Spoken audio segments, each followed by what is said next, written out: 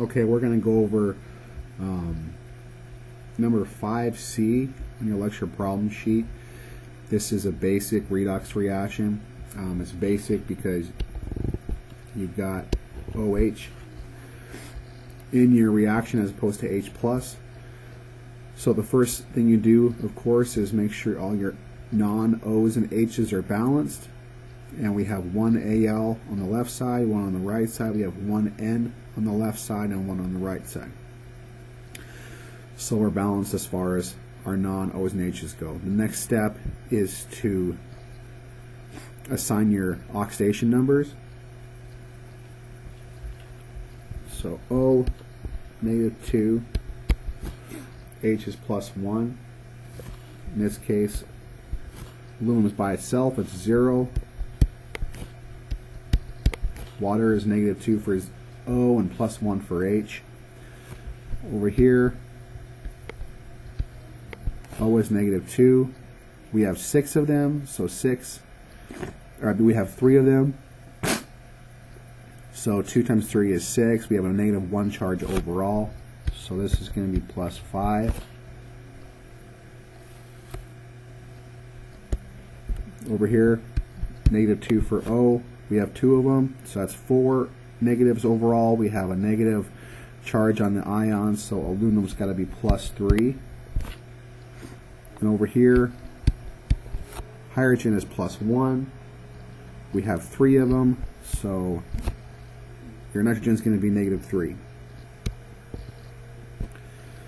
So next step is draw our arrows to see what's changing. Aluminum is going from 0 to +3. Nitrogen's going from +5 to -3.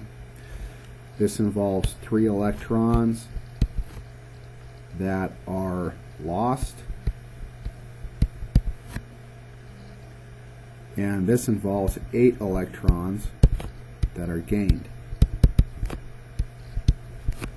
Next up is we need to make sure that the electrons lost and gained are equal, so we're going to multiply them to get 24.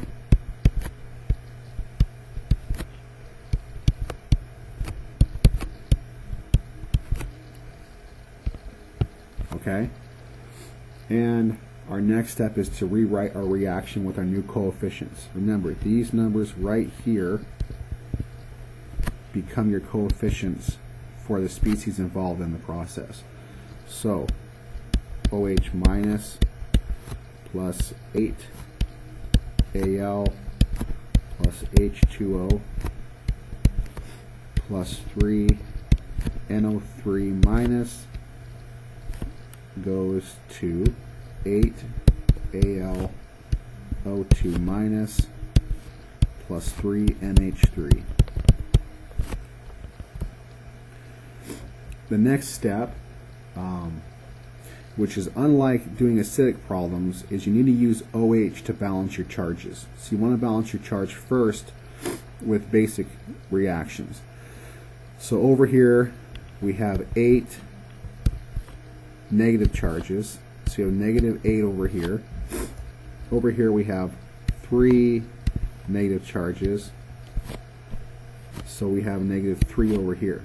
And H2O, Al is neutral, and so is NH3 on your products. So we need to add 5 OH minuses to give us a total of 8 on your product side and your reactant side. Okay? So I'm going to erase this real quick. We now have our charges balanced.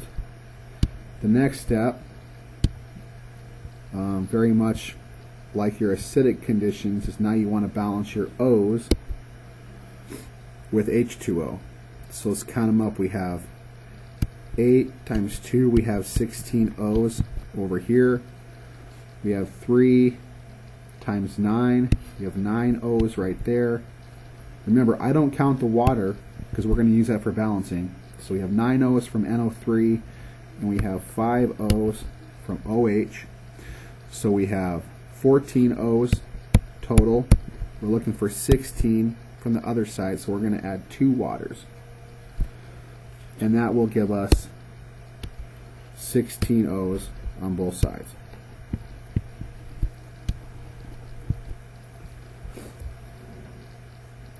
The last step is to check and make sure that you're balanced. Check your charges. Your atoms should already be good because you've balanced them along the way. So we have 8 times -1. We have -8, -3, and -5. So -8. So our charges are balanced. Let's check our H's. We haven't checked those yet. We have 4 H's here, plus 5 H's over there. So 9 H's on our left side. And of course we have 3 times 3, we have 9 H's over here.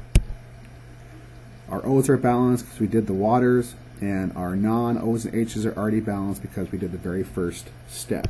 So your final reaction should look like this.